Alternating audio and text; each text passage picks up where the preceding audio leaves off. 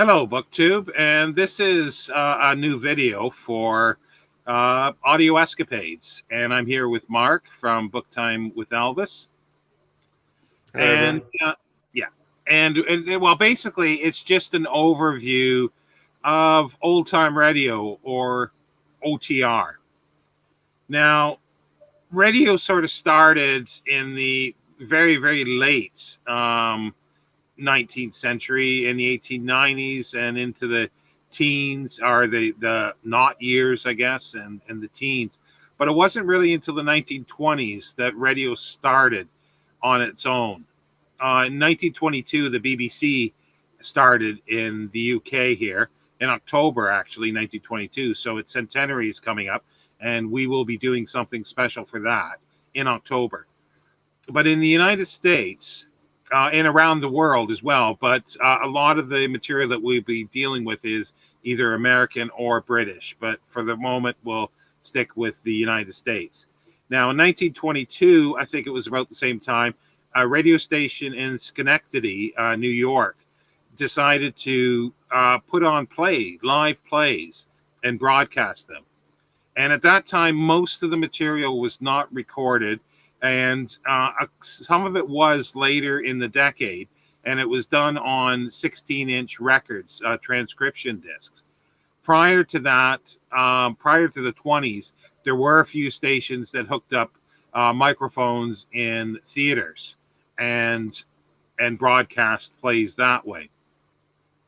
But as the 30s it got rolling along, radio really was picking up its steam in the late 20s and 30s. So most of the material, or a lot of it, was recorded on 16-inch records, directly scratched onto the records, onto the shellac. Now, at that time, it was pretty clear. People were pretty clear at, there was news, and then there was the entertainment. And this is the Depression, so films were big as well, but radio was a bit of a king for a while during this golden age of radio, because all you had to do was have a radio, and you could receive all this stuff free, in a sense. And that's why you see pictures of families and children sitting staring at the at the uh, um, at the radio, as if it was a TV screen. But this was before TV became popular. Now, as I was saying, that most viewers or listeners could distinguish between, obviously, the news and the entertainment, but Orson Welles shook that up a little bit, or at least the story goes that with his War of the Worlds, he mixed um, reporting and fiction. So people thought it was actually a report, and hence everything that came from it. We will be looking at this at a later date as well. And this just continued. There was dozens and dozens of shows. There was comedies, there was game shows, there were soap operas, there was children's programs, and it went right through the Second World War as well, with a lot of reportage through the Second World War, and there is still there extent you can listen to certain stations a complete day of reporting and playing entertainment throughout the whole day, almost a 24-hour period. We'll get to that in a few moments as well. And as I say, there were actors like Orson Welles started. For the musicians, Bernard Herrmann had started, who it got his big fame with Alfred Hitchcock and films later on. But there was writers that started. Rod Serling started writing in radio. That's what he wanted to do, was radio. But by that time, radio was waning a little bit. But there was other big writers like Norman Corwin that wrote, and these are legendary writers of the old time radio era. And Norman Corwin was very influential for many writers, including Rod Serling, but even more recently, writers like J. Michael Straczynski for Babylon 5. Yes, I had to get that in there, Mark. And I can even get Clifford Simak in because in the 50s, there were some great science fiction radio shows called X Minus One and Dimension X. And they made audio programs of some of Clifford Simak's writings, as well as many others. Heinlein, Ray Bradbury, Isaac Asimov, and all those. But now we're in the 50s, and in the 50s, TV began to take over a little bit, but radio still held because it had sometimes it had its own program, and there was a TV program, and they were going at the same time, but different stories, and people would work. They would schedule their day around listening to programs, especially in the evening. Also too, there were some very long running programs called one was called Lux Radio Theater, and that a lot of time did radio programs or dramatizations of films, and sometimes they used the same actors, and Cecil B. DeMille was a host for a time with his very distinctive voice. And you go through the 50s with all this, uh, with reporting, lots of investigative reporting on the radio as well, and some of that is still available. And then we get into the 60s, and this is the waning period of old time radio, and definitely by the mid to late 60s with yours truly, Johnny Dollar, which was a long running show that was about an investigative um, agent for insurance company, and that is generally considered the end of the real old time radio period. And it's just sort of almost fizzled away. And then in the late 70s, for American, CBS started like CBS Mystery Theater, but they just didn't have the punch of the earlier ones. It's as if within a decade or so, they forgot how to make quality radio programs where you can orally hear everything. You picture with sound effects. It was all done in studio, sometimes live.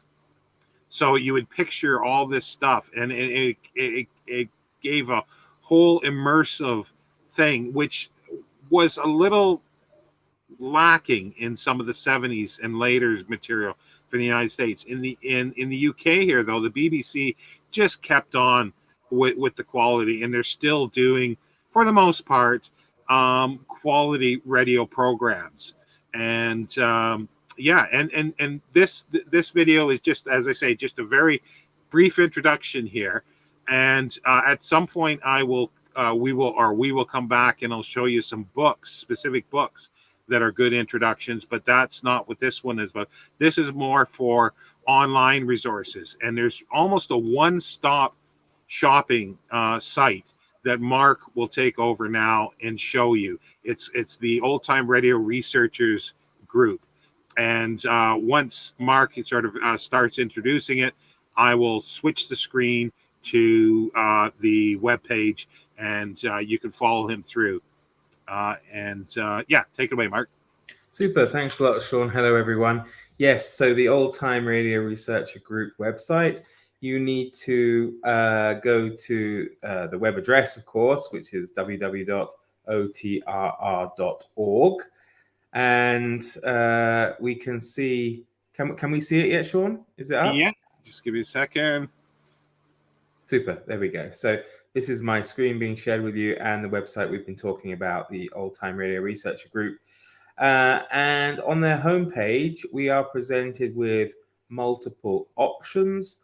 We can go, for example, at the top here to the OTRR library, where it says there are over 60,000 episodes freely available. However, if you click on it and actually go there, you will see that there is actually more than that. There's close to 90,000 files from over 3,500 different programs.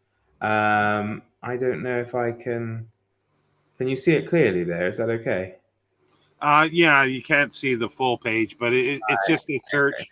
Okay. But yeah, there we go. Yeah. Okay, so Yes, so you can search by programs or episodes, that kind of thing. You can start typing in the name of something you like. So I don't know, if we type in Sherlock Holmes, for example, we can click on that, and it takes us through all the different episodes that are available for Sherlock Holmes. If we click on one of them, does anything happen? Oh yeah, it pulls up in the player here, and you can listen to it here if you want to. And then let's go back to the main homepage here. One thing, Mark, I Yes. just wanted to say, you can download all those episodes in MP4, but there is, I think, a weekly limit or a daily limit that they have on their site. So it will take you a long time to download them all. Well, I guess that makes sense. But I suppose there's probably an alternative. You can download them from the other site as well, maybe, that we'll mention in a minute. So you've got that, the OTTR library. Then we have a list of the sites or the series rather that have actually been researched, and you can see here the series by name. And if we, I don't know, click on one of them, let's click on Calling All Cars, it takes us through to another website, which is called archive.org. And this is a website that is also very useful for you because you can favorite different programs, therefore keep it so you can get it again. And it does give you options down here on how to download them. Before we go back to the Old Time Radio Research Group website, I'll just show you the homepage of the Internet Archive. If you search it in, you can go to the OTRR page that they've got on this site. It just takes a bit of time to load. There we go. And if we click on it there, again, we have some shows, or all the shows really, listed down below, which you can choose to listen to. Let's just click on, I don't know, this one, Albert and Costello, and let's have a listen to sound.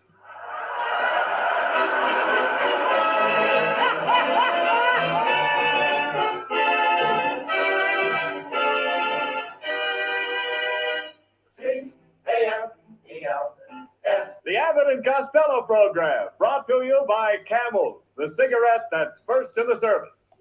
Well, that's certainly a blast from the past. You're not going to get much cigarette advertising these days. Right, let's go back to the old time. Mark, I just wanted to say about those shows on the archive from the Old Time Radio Researchers Group are ones that they used to call them certified shows, but they're called researched series now, because what they've done is they've trolled through and listened to thousands of copies of this material, identified the correct episodes and the most complete episodes and the best quality episodes. Because the biggest problem that there was with old time radio was that there were collectors that collected the transcription discs that I had mentioned, but they made copies. This would be probably in the 50s, 60s, 70s, and even 80s. They'd make copies on cassettes and pass them around. So they got, many generations of copying. So, and mislabeled. So on the internet, there are thousands of sites with old time radio material. Some are selling them as MP3 on discs, but the quality sometimes is suspect of these, and not just the quality, but even the identification of the episodes are suspect at times. So the Old Time Radio Researchers Group takes these series and takes a long time to identify what is correct and the best quality. So it's not the 90,000 episodes on their library. That's sort of the unedited or the unlooked at material yet. But the research series that's on the archive.org are the ones that they've researched meticulously. And it's all free. That's the thing. So you don't need to buy, discs from other people where you're not sure what you're going to get. So then it would be, it is a good thing to go through to this research series page then. Yes. Yeah. Yeah. So you're getting the best quality of stuff available. So it's limited, as I say, to whatever they've got done now, but they're still plugging away and putting up stuff all the time. Yeah. Right. Okay. So moving on then from the research series, we actually have also the option to look at scripts. So it's a nice handy resource. If we have a look at that, you can select scripts for different shows. So I don't know, again, let's click on Abbott and Costello, and they come in PDF format. If you click on it, you can see scans of the original scripts for the shows, which of course you can read and download and read, save, maybe even act out with your friends. So there's all sorts of wonderful things you can do with that. It is really a wonderful resource. And then moving down, we have links and resources for further investigation. We can see there's like an encyclopedia for all things old time radio, where they will show you all sorts of different things connected with the people involved, the shows, and all that kind of stuff.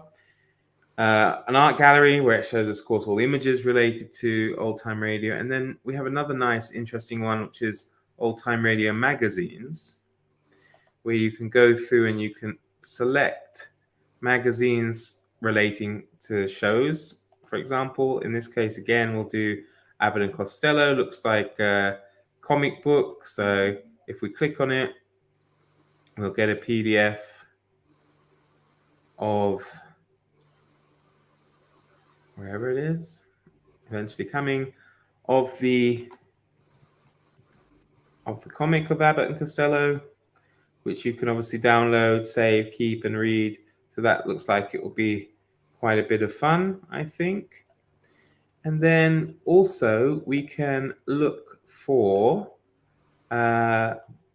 magazines related to radio. I can't remember, Sean, was it? Which one did we look at? You still have it open on the tab. Oh, I do, don't I? Yeah. So this one, yeah. So I have, for example, this one, Radio Age, which is 100 years ago, exactly, as it's the July-August 1922 copy at 50 cents. And it just talks about basically the radio age, some technical information, how, for example, it crosses the Atlantic, how radio photograph crossed the Atlantic in 40 minutes. Then we have a bit further down was some interesting information about all the changes or legislation or rules that come in to radio in different parts of the world. If I can just find that quickly, here we go. There we go. So shows what's happening in Norway, China, Australia, for example. Then we have technical stuff, so you can see here the type of equipment they use and information about that, as well as different diagrams showing that. Then anything else? They have their own newsletter here, which isn't old, but it's to do with the research program they're doing. You can also look at articles, and then we have links to other resources on the internet. So we have links to Australian radio, all sorts of different things here. So it really is, I mean, certain people might like this. There's an Edgar Rice Burroughs Tarzan.com, and it gives you all the information you need about Tarzan, including historical pictures and great articles and all that kind of stuff. So it really is an absolute treasure trove of information for all of us to enjoy. Sean, anything else I should add? No, I think that's it for the Old Time Radio Research Group. But I believe there still is on there as well, but it would take a little too long. I didn't think of it before. There are scans people have made of, say, the LA Times, the Chicago Times, the New York Times daily broadcast of the local radio stations. So you can go through and listen to it. Yeah, you could then create your evening if you wanted to, say in 1932, whatever day that you wanted to. You could almost create exactly what they had. Some of the commercials you may or may not have, but that's the other thing. The commercial that we heard there, it was not so much a commercial, but it was there were sponsors for these shows, and cigarettes was a big one. Wine was another one. The Sherlock Holmes ones for a time were sponsored by a wine company in California, and you'll get Nigel Bruce, talking to the wine owner and said, "Oh yeah, I enjoy drinking, wine and all this stuff." So they do the commercial. The actors do the commercial, or puffing a cigarette and saying how smooth it is, and they don't cough, but you'd almost see them coughing and say, "Oh, it's good for my lungs," and it's really fun to listen to some of these. But yeah, these are the resources that we'll be pulling from and highlighting material as we go along with this series. And there's so much out there. So if you're interested in this, do take a look. And we do have our sort of schedule more or less set up for the rest of the year, but that doesn't mean that we can add in other things in between if there's enough interest in those to look specifically on it. And our first, though, as we've said before, will be looking at Orson Welles' Mercury Theatre on the Air's production of Treasure Island. And for that episode, we've got a very special guest that will be coming on to talk about basically old time radio music, and specifically Bernard Herrmann, at least if things all go correctly. But yeah, so look out for that the second week in August. But yeah, and I think that's about it for it, unless there was anything else you wanted to add, Mark. No, I think that covers it really for now. Okay, well, thank you, everybody. And do sound out in the comments of what you think about this. And if you've looked at the site, if you're aware of the site. As I say, there are dozens or hundreds of sites on the internet. This is the one that I've found for several decades has been the best. But as I say, but by no means is the only one. But anyway, we'll see you next time, BookTube. Take care. Bye.